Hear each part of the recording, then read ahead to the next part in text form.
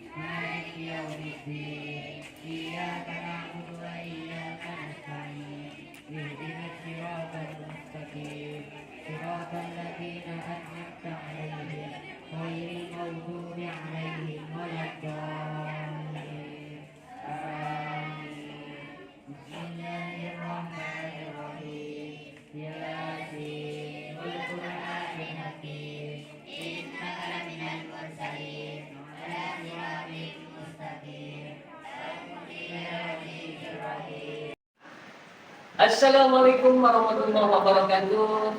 Bertemu kembali dengan kita semua para pemirsa. Alhamdulillah pada kesempatan ini kita bisa bersua kembali.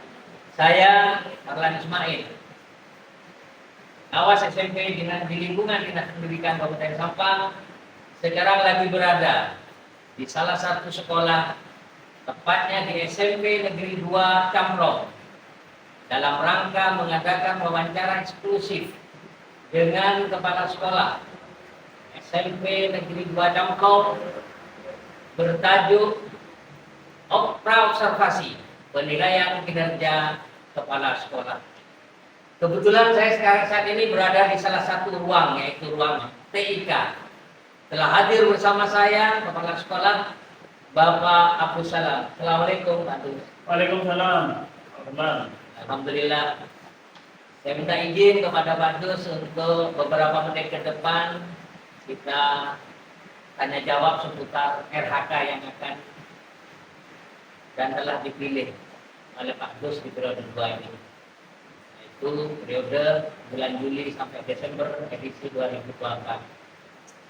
Bisa kita mulai Pak Dus? Silakan, soalan. Oke, makasih Pak Dus.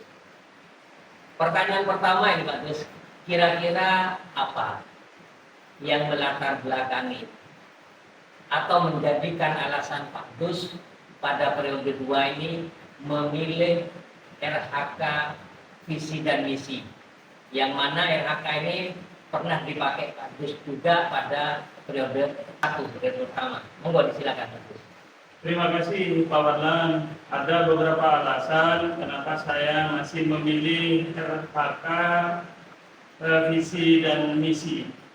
Yang pertama, karena visi dan misi ini merupakan roh dalam satuan pendidikan.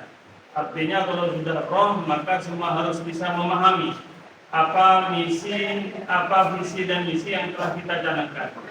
Kemudian yang kedua, bahwa visi dan misi ini merupakan modal dasar dalam melaksanakan kegiatan untuk mencapai tujuan. Sehingga untuk mencapai tujuan, maka semua harus bersama-sama memahami apa yang perlu kita laksanakan, apa yang perlu kita rencanakan, sehingga tidak melenceng dari tujuan yang akan kita capai.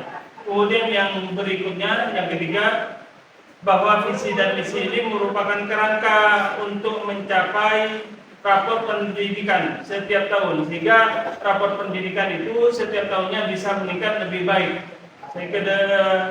Ketika semua stakeholder ini tidak keluar dari kerangka yang telah kita rencanakan. Demikian.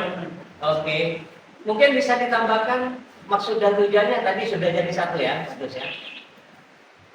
maksud dan tujuan kenapa saya tetap memilih RHK visi dan misi ini.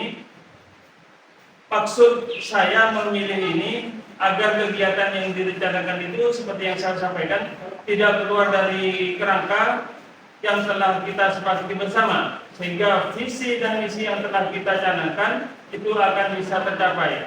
Kemudian tujuan yang akan kita capai yang pertama yaitu membentuk pribadi yang beriman dan bertakwa kepada Allah Subhanahu wa taala sesuai dengan visi yang telah kita canangkan. Kemudian yang kedua, bisa menerapkan ajaran agama dalam kehidupan sehari-hari. Karena kita tahu bahwa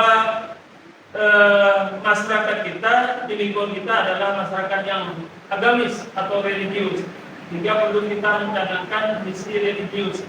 Kemudian yang ketiga itu untuk membentuk peserta didik yang memiliki karakter sopan santun sesuai dengan lingkungan masyarakat yang ada di sekitar kita. Kemudian yang keempat, terciptanya kegiatan belajar mengajar atau KBM yang baik dan berkualitas, sehingga nanti bisa melahirkan lulusan-lulusan yang mumpuni, yang berkualitas. Kemudian peserta didik memiliki berbagai keterampilan hidup agar dapat berwirausaha sehingga sesuai dengan kemampuan masing-masing. Demikian mungkin. Oke, terima kasih. Tadi sudah disampaikan secara gamblang dan lurus oleh Pak Tus bahwa kenapa RHK pada kali ini tetap memilih visi dan misi sebagai target. Tujuannya tidak lain hanya ingin menyempurnakan, mengoptimalkan pada indikator-indikator yang ada pada visi yang tentunya nanti akan terjabarkan di dalam visi nantinya. Kemudian pertanyaan yang kedua, Pak Tus, kira-kira langkah apa yang akan Pak Tus ambil atau langkah yang sudah Pak Tus ambil untuk memuluskan RHK visi dan misi pada periode 2 ini? Silakan. Terima kasih Pak Manan. Jadi sesuai dengan visi dan misi yang telah kita sepakati bersama, maka ada beberapa langkah yang perlu kita maksimalkan. Yang pertama, kita harus memaksimalkan proses pembelajaran yang ada di dalam kelas sesuai dengan metode dan model pembelajaran masa kini. Jadi sekarangnya kita harus tetap aktif dan tidak sesuai dengan kebijakan. Kemudian yang kedua, menciptakan lingkungan belajar yang sehat, kemudian ramah, aktif dan kreatif sehingga tidak stagnan, tidak bosan di dalam kelas. Kemudian yang ketiga, bisa mengoptimalkan peran guru. Kalau tadi fokusnya kepada siswa, kemudian kegiatan belajar, maka sekarang dia optimalkan ke gurunya bahwa peran guru yang belajar pendidikan dalam melaksanakan tugas keseharian sesuai dengan tugas dan atau fungsinya. Jadi itu mungkin yang perlu kita maksimalkan untuk mencapai kondisi dan yang pernah kita janjikan. Oke, terima kasih Pak Tus. Kemudian pertanyaan selanjutnya ini Pak Tus. Tentunya Pak Tus memilih RHK visi dan misi untuk kedua kalinya pasti didukung oleh sumber daya dan daya dukung yang nantinya betul-betul akan membackup segala hal yang berhubungan dengan visi dan misi Pak Tus ke depan. Jadi kalau boleh bisa disampaikan baik sumber daya maupun daya dukungnya. Baik, terima kasih Pak Maman. Jadi BN2 Blok memiliki sumber daya yang pertama yang adalah SDM, sumber daya manusia. Sumber daya manusia kita miliki dari GPK-nya, dari guru dan tenaga pendidikan, bahwa semua guru sudah memiliki sarjana. Artinya tidak ada pendidikan guru yang tidak sarjana. Jadi mulai dari gurunya ini sudah sarjana. Artinya kalau kita melaksanakan kegiatan pelajaran, kita bisa mumpuni sesuai dengan harapan kita bersama. Kemudian yang kedua dari peserta didik, bahwa peserta didik yang kita miliki itu motivasinya sangat besar, antusias untuk kegiatan pembelajaran, sehingga kegiatan pembelajaran tidak akan sulit atau tidak mengalami hambatan yang sangat berarti. ketika kegiatan pembelajaran akan dilaksanakan. Kemudian yang ketiga, yaitu dukungan dari orang tua, kemudian pemimpin sekolah, dan tokoh masyarakat. Semua sama-sama mendukung bahwa pendidikan perlu yang mereka semua minta agar pendidikan itu bisa terlaksana dengan baik untuk satuan pendidikan yang ada di BP N2 Jambi. Oke, terima kasih.